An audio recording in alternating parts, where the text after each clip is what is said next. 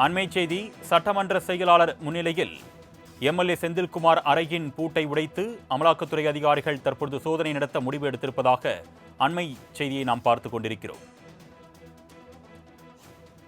செந்தில்குமார் அறை பூட்டி இருந்ததால் அந்த அறையின் பூட்டை உடைத்து அமலாக்கத்துறை அதிகாரிகள் சோதனை செய்ய திட்டமிட்டிருப்பதாக தகவல் கிடைத்திருக்கிறது. அண்மை செய்தியாக நாம் பார்த்துக் கொண்டிருக்கிறோம்.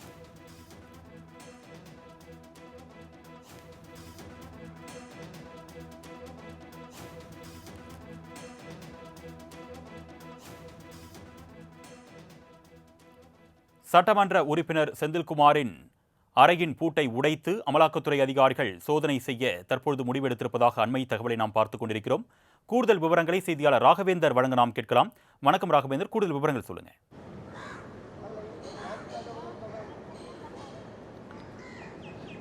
வணக்கம்.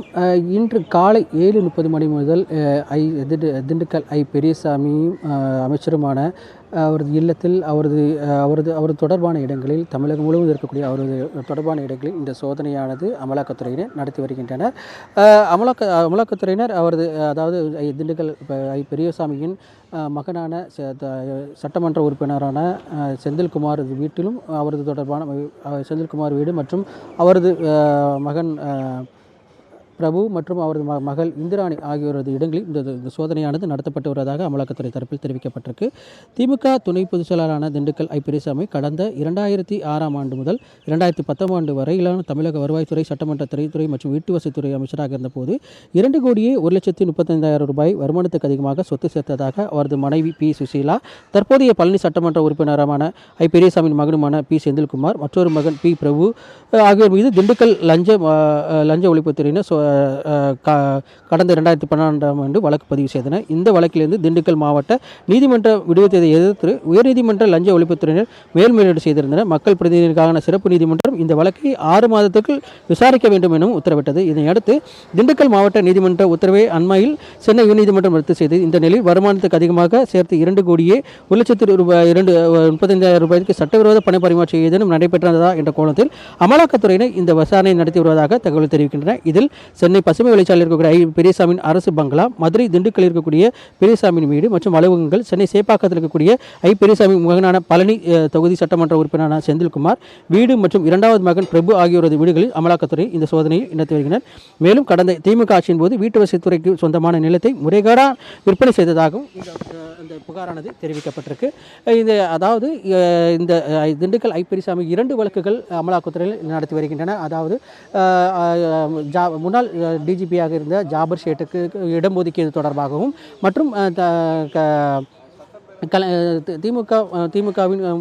திமுக முன்னாள் தலைவராக இருந்த கருணாநிதியின் பிஎஸ்ஓவாக இருந்த கணேஷுக்கு இடம் ஒதுக்கியதாகவும் ஒரு குற்றச்சாட்டானது நிலுவையில் இருக்குது. அந்த வழக்கு தொடர்பாக அமலாக்கத்துறை தொடர்ந்து விசாரணை நடத்தி வந்த நிலையில் அது தொடர்பான வழக்கும் இந்த 2,35,000 ரூபாய் லஞ்சம் அந்த முறைகேடாக இருக்கக்கூடிய அந்த பணம் தொடர்பாகவும் இந்த சோதனையானது விசாரணையானது நடைபெற்று வருவதாக தெரிவிக்கப்பட்டது.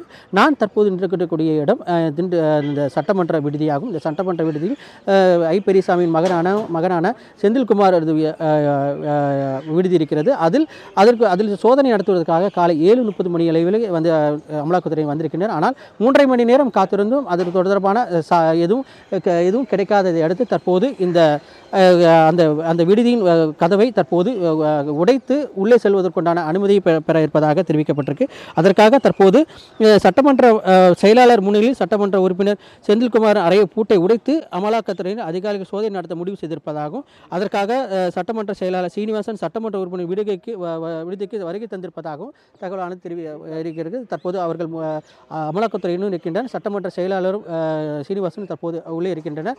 அவரது சாவி இருக்கும் பட்சத்தில் சாவியை திறப்பதற்கான வாய்ப்பு இருப்பதாகவும் அல்லது கிடைக்காவிடில் அந்த கதவை உடைத்து உள்ளே சென்று ஆவணங்கள் ஏதாவது இருக்கின்றதா என்ற கோணத்தில் சோதனை நடத்த இருப்பதாக அமலாக்கத்துறை தரப்பில் தெரிவிக்கப்பட்டிருக்கு. இங்கு மட்டுமல்லாமல் தலைமைச் செயலகத்தில் கிட்டத்தட்ட போலீசார் குவிக்கப்பட்டிருப்பதாகவும் அங்கே இருக்கக்கூடிய பெரியசாமியின் பெரியசாமி அலுவலகத்தில் ஏதாவது சோதனை நடத்துவதற்கான வாய்ப்பு இருப்பதாகவும் அங்கு போலீசார் குவிக்கப்பட்டிருக்கிறார். அடுத்த கட்டமாக வேறு ஏதாவது இந்த சோதனை நடத்துவதற்காக சென்னையில் வேறு ஏதாவது அவர் தொடர்பான இடங்களில் ஆய்வு செய்து வருவதாகவும் அமலாக்கத்துறை தரப்பில் தெரிவிக்கப்பட்டிருக்கு. தற்போது இன்னும் 6 மாதங்களில் இருக்கக்கூடிய அதாவது சட்டமன்ற தேர்தல் இன்னும் 6 மாதங்களில் இருக்கக்கூடிய நிலையில் தற்போது ஐ பெரியசாமியின் தொடர்பான இடங்களில் சோதனையானது தற்போது பரபரப்பை ஏற்படுத்தியிருக்கிறது. ராகவேந்தர், இந்த அமலாக்கத்துறை அதிகாரிகளுடைய சோதனை தொடங்கியதில் இருந்தே பெரியசாமிக்கு சொந்தமான இடங்கள்ல அவருடைய ஆதரவாளர்கள், திமுக தொண்டர்கள் குவிந்து கூடிய அந்த காட்சிகளை நம்மளால பார்க்க முடிஞ்சது. இப்போ இருக்கக்கூடிய அந்த சட்டமன்ற விடுதியில திமுக உறுப்பினர்கள், தொண்டர்கள், அவருடைய ஆதரவாளர்கள் யாரேனும் குவிந்திருக்கிறார்களா? அவர்களை தடுக்க என்ன நடவடிக்கை எடுக்கப்பட்டிருக்கு? அவங்க என்ன கருத்து சொல்றாங்க?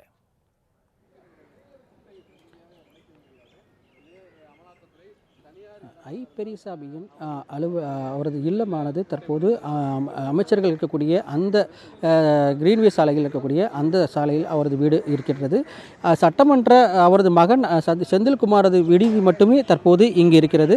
அந்த விடுதிக்கு சோதனை நடத்துவதற்காக 4 அமலாக்கத்துறை அதிகாரிகள் தற்போது வந்திருக்கின்றன. அந்த அமலாக்கத்துறையினர் காலை 7:30 மணி அளவுக்கே இங்கு வந்திருந்து இந்த கிட்டத்தட்ட 3.5 மணி நேரத்துக்கு மேலாக அவரது சாவியை எடுத்து சோதனை செய்வதற்கான பணிகளில் ஈடுபட்டு வருகின்றனர். அதற்காக அதாவது சட்டமன்ற நிர்வாகி அதிகாரியாக இருக்கக்கூடிய சீனிவாசனும் தற்போது வந்திருக்கிறார். அவருக்கு இந்த சோதனை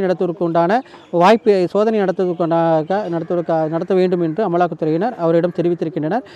அதற்கு என்னென்ன நடவடிக்கைகளை மேற்கொள்ள வேண்டும் என்று அவர்கள் கேட்டிருப்பதாகவும் தெரிவிக்கப்பட்டிருக்கு. சீனிவாசன் அவர்கள் தற்போது அதுக்குண்டான சாவி கிடைக்கும் பட்சத்தில் சாவியை கொடுப்பதாகவும் அல்லது கதவை உடைப்பதற்குண்டான நடவடிக்கையில் ஈடுபடலாம் என்று ஒரு உத்தரவானது கொடுக்கப்பட்டிருப்பதாக தகவலானது தெரிவிக்கப்பட்டிருக்கு. ஆனால் அதிகாரப்பூர்வமாக இன்னும் தெரிவிக்கப்படவில்லை. தற்போது அமலாக்கத்துறையினர் இன்னும் சட்டமன்ற விடுதியில் வெளியவே காத்திருக்கின்றனர்.